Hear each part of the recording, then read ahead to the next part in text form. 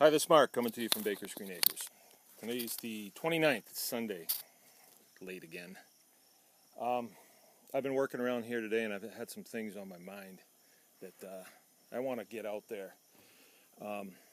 Maybe I'm not as clear as I could be with folks, but I believe that we're in some serious times and we all have a responsibility. And people may ask, well, what is my responsibility? You know, I really don't know what I am to do. And I have people contact me a lot, and they want to know, well, what can I do? And, you know, I don't want to be saying to them, well, call the governor's office. I don't want to say, call the attorney general. I don't want to say, you know, lock and load. I really don't want to be the commander-in-chief of this op, because this op is much bigger than just the pig thing, and I think most of you folks understand that. And a long time ago I said in a video, I want to unleash you. People need to think for themselves, and when the opportunity comes along they need to act and then react. That is the name of the game. I didn't ask to be in this position. When I served in the military, that was a little bit different story. I stood in line and signed up, and that was a completely different story. Okay, I'm losing my light here. Got a Coleman lantern going here. Yep.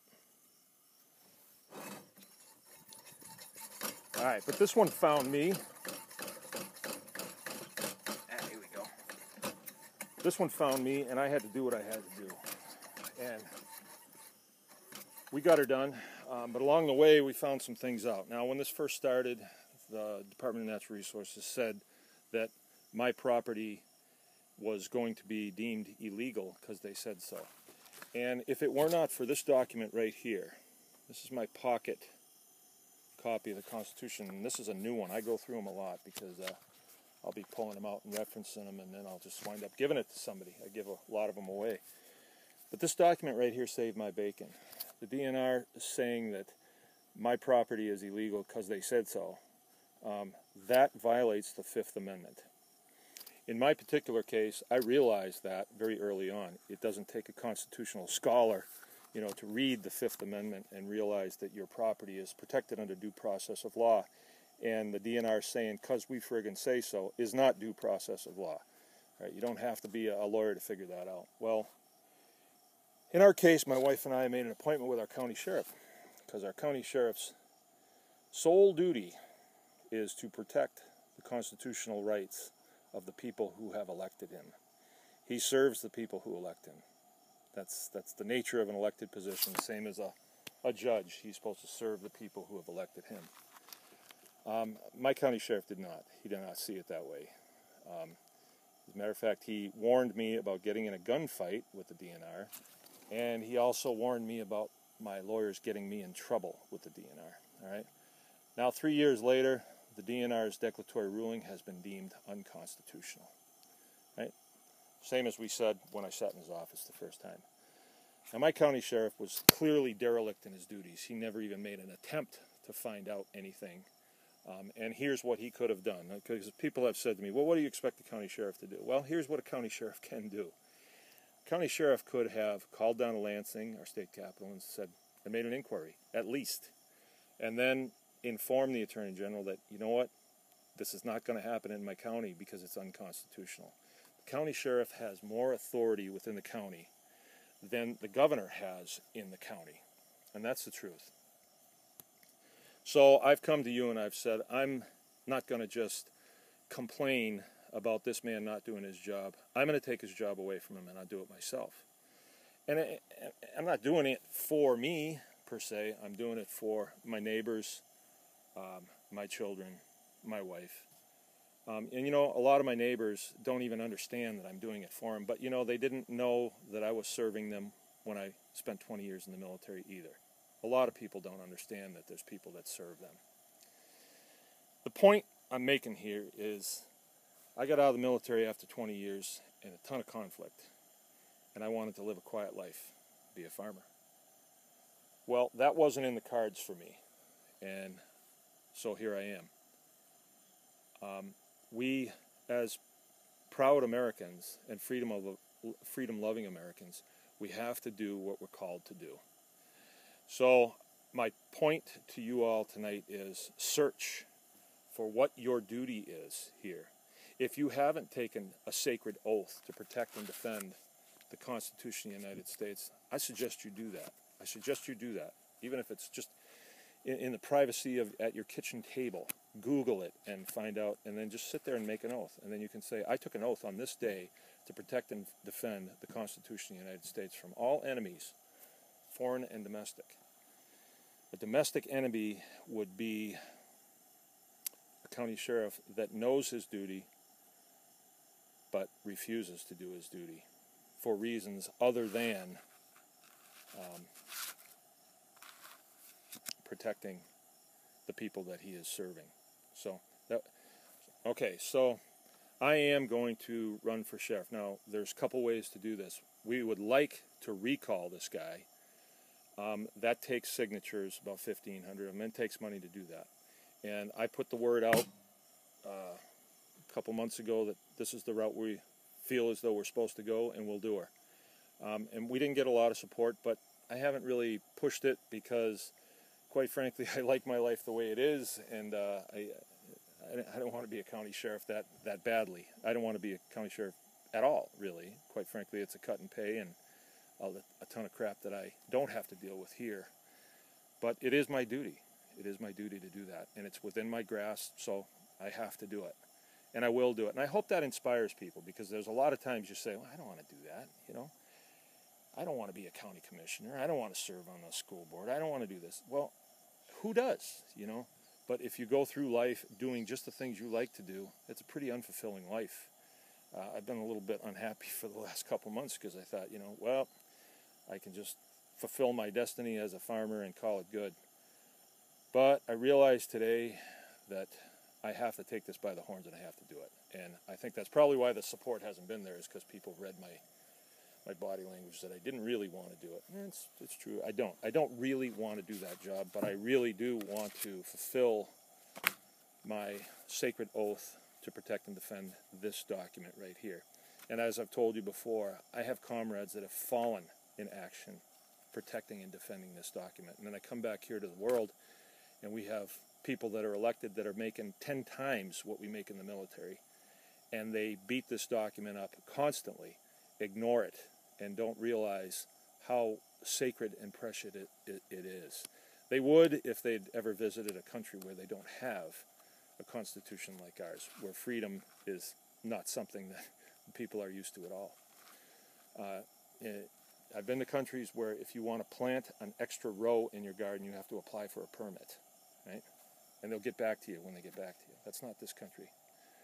All right, so on the road to sheriffdom, I'm going to need help. And I want people to come alongside and do what they can. We definitely need financial contributions to do this. It's not going to happen without it. And then we're going to need volunteers. We have an event coming up on the 20th. I told you the 21st, but I was just testing you. It's actually the 20th of July. It's going to be here at the farm. We're getting good at doing these events, and we've had fun the last couple times we've done them too. So I encourage people to come. Let's start about 10. Let's say if people want to start coming in at 10, come early. We'll put a spatula in your hand or something. Oh no, I'm losing my light. Maybe. Here we go. But our speakers are going to be here about noon. And we have two speakers. One of them is Chris Ann Hall. She is a killer constitutional lecturer. Very, very articulate, very good at explaining the role of the Constitution and what it means to us. But this time she's going to be talking more about the constitutional sheriff's role and what he can do for the people of his county. And then the other speaker will be Sheriff Richard Mack. And Richard Mack is the guy that challenged the Clinton administration to the assault weapons ban. Remember, President Clinton wanted all the county sheriffs to go around picking up assault weapons, and Mack sued, and he beat him. So He's become a friend of mine, and he is the founder of the Constitutional Sheriffs and Peace Officers Association. And believe me, I will have his number on speed dial when I take the office of sheriff here in Missaukee County. He'll be a great help to me. And also this weekend, I encountered a young man who is a sheriff's deputy and is interested in working for me as the undersheriff. Very capable, competent, energetic, constitutional young man. So things are falling into place. You know, if this is what I'm supposed to do, it will happen. But I would like people to get pumped about this, and here is why. A constitutional sheriff has lots of power. This document has lots of power. And if we get one county with a constitutional sheriff, maybe we'll get another, and another, and another. And before you know it, we've organized at the grassroots level to go back to being a constitutional republic that we were meant to be. And then we can join up with other states, and before you know it, we can govern ourselves at the state level or at the local level, and you know, the federal government will not have the authority that they do with us now. It might be a point of interest for you to know that in Connecticut they have no county sheriffs anymore. All right? The county sheriff is elected by the people to stand in the gap between all enemies, foreign and domestic. And the definition of an enemy is anyone that wants to violate this. These rights are in here for you.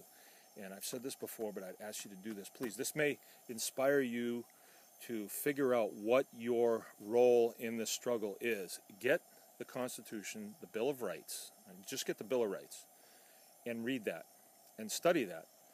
First Amendment, right to free speech. I'm doing that right now. You know, if we were in Bolivia right now and I made a video like this and put it up on YouTube, they would have me against the wall before dawn, all right?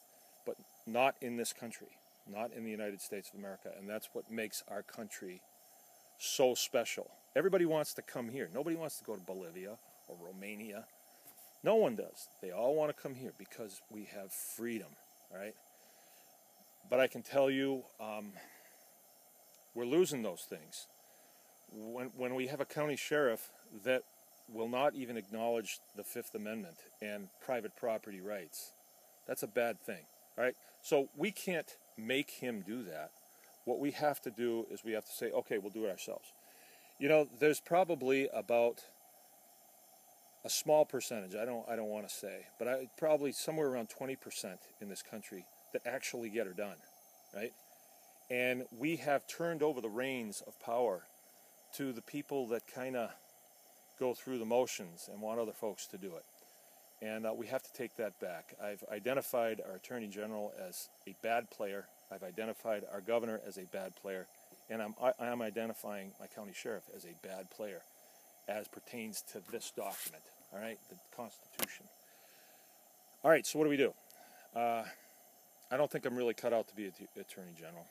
I'm not a lawyer, for one thing. I don't know if that's required. But I know I am fully qualified to run a small department like the Sheriff's Department. So that's what I shall do. And in 4 or 8 years from now, if I need to be the governor, I'll be the governor. You know, I'm not saying I want to do that. I don't. I want to come back to the farm and live my life. But I would do it if called upon to do so. Okay, I'm coming up on 14 minutes now. I need help with this. We need money to the Legal Defense Fund. I also need folks to contact me and ask what they can do. We have certain things that need to be done. And remember, anyone can farm, but we all need to pitch in on this freedom issue. So let's go. Mark from Baker's Green Acres signing off.